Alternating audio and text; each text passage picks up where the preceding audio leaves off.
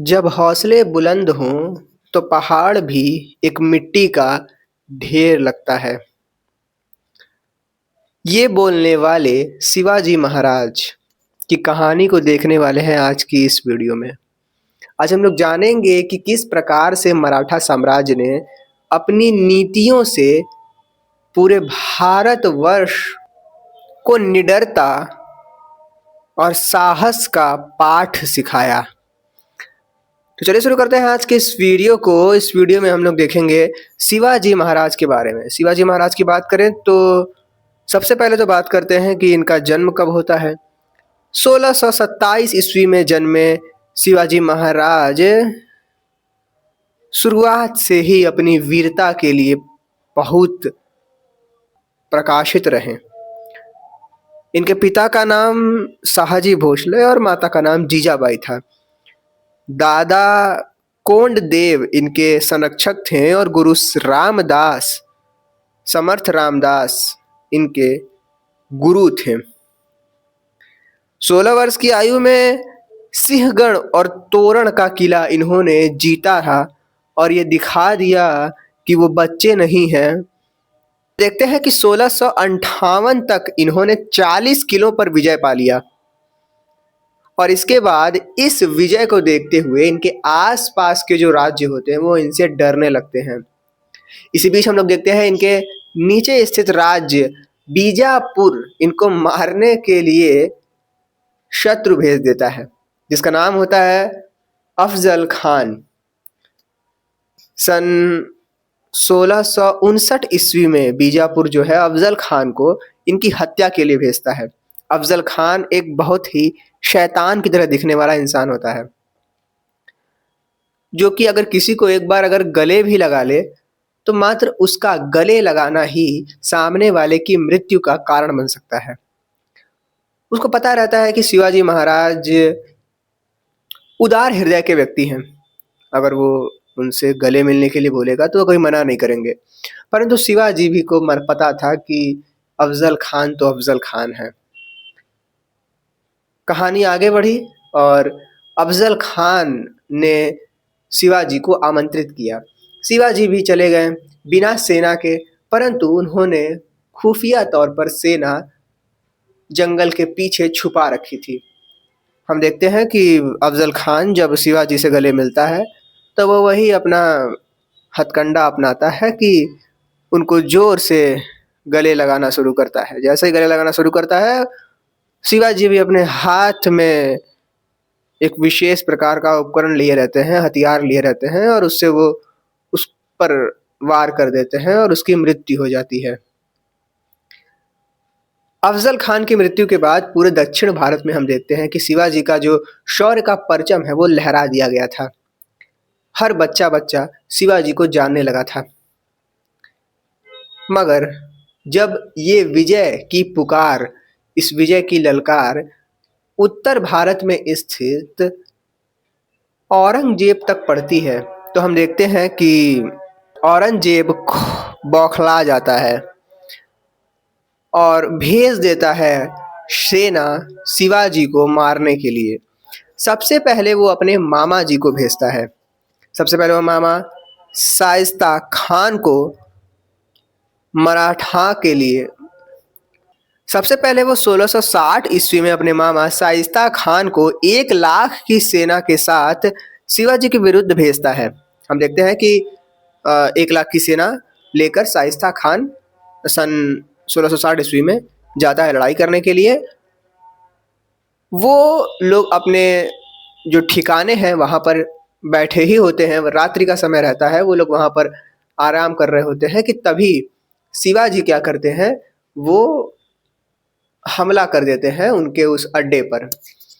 कहानी कुछ इस प्रकार से होती है कि शिवाजी बारातियों के भेष में अपने सेना के साथ निकलते हैं। लगभग 400 सैनिक को लेकर वो निकलते हैं और सेना के वेशभूषा में न बल्कि बारातियों के वेशभूषा में, ये जताने के लिए कि उनको किसी प्रकार का संदेह न हो, निकलते हैं। रात्रि का समय रहता है और वो फिर आक्रमण कर देते हैं शाइस्ता खान की सेना पर।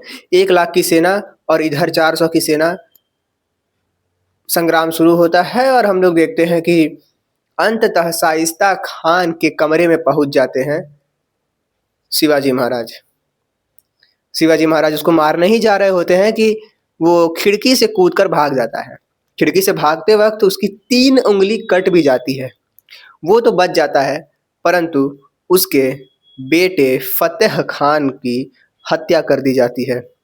जान बचाकर वो जब आगरा पहुंचता है तो औरंगजेब गुस्सा होता है और उसको बंगाल भेज देता है। इसके बाद औरंगजेब को पता चल चुका है कि शिवाजी कोई छोटे मोटे आदमी तो नहीं है।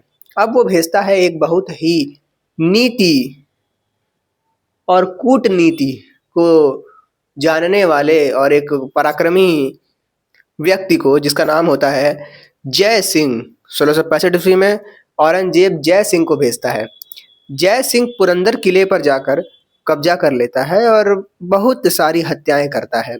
इन हत्याओं को देखकर शिवाजी अंततः सरेंडर कर देते हैं और देखते हैं हम लोग 1665 ईस्वी में पुरंदर की संधि होती है। तो हम लोग देखते हैं कि ये रहा आगरा और ये रहा मराठा साम्राज्य। वो लोग यहाँ से यहाँ आए और फिर मराठा के द्वारा जब सरेंडर कर दिया गया तो 1665 ईस्वी में हुई संधि, जिसको कि हम लोग पुरंदर की संधि कहते हैं, और 1665 में इस संधि के अंतर्गत शिवाजी को राज दरबार ले जाया जाता है। राज दरबार जब ले जाया जाता है तो औरंगजेब कहता है कि अब तो हमारे कब्जे में आप आ चुके हैं, आपका कुछ भी नहीं हो सकता। और अब शिवाजी को कैद हो जाती है। शिवाजी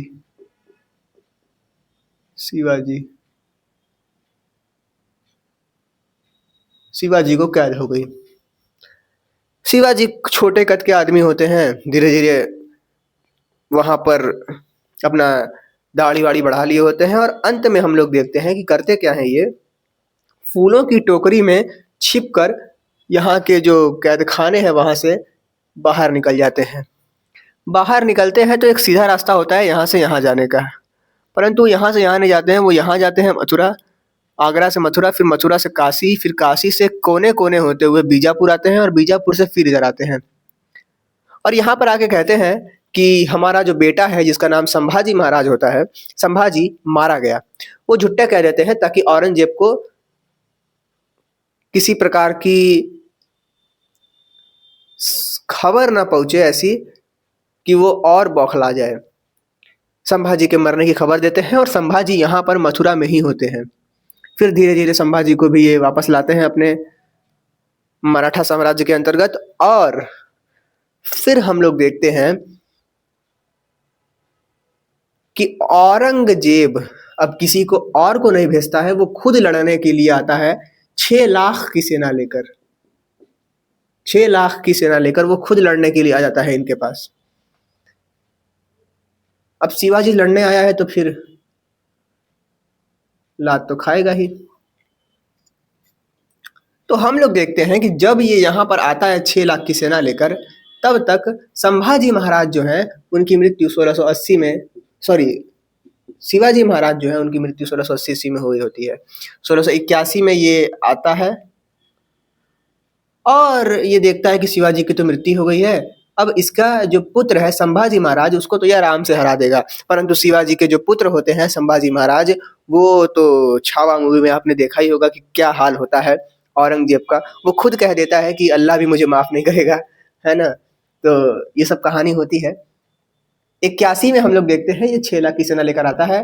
काफी व्यय इसका हो रहा है, परंतु इसको क्या चाहिए, इसको तो बस यही है कि कैसे भी मैं उसको मार डालूं।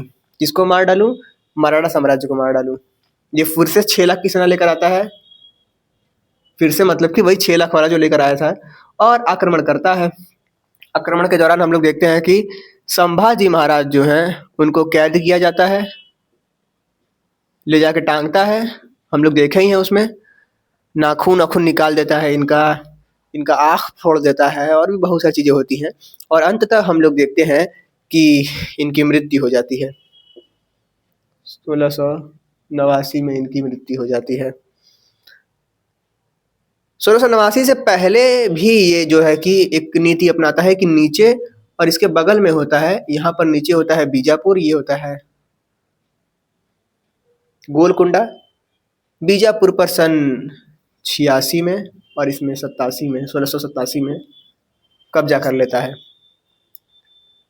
और फिर संभाजी के मरने के बाद आते हैं इनके भाई जी, जिनका नाम होता है राजा राम। राजा राम को भी ये मारता है। मारते मारते ये बुढ़ा जाता है। अब बुढ़ा जाता है तो फिर अब और उसको मन नहीं करता लड़ाई करने का, मगर वो सोचता है कि मराठा की ओर से अब तो कोई नहीं आएगा। अब राजा राम जो रहते हैं उनकी पत्नी आ जाती है ताराबाई, और वो कहती हैं अपनी 5 वर्ष के जो उसके पुत्र होते हैं शिवाजी द्वितीय, उनके नाम पर वो चुनौती दे देती हैं। कौन? ताराबाई। अब ताराबाई फिर चुनौती दे दी इसको। किसको? हमारे औरंगजेब को।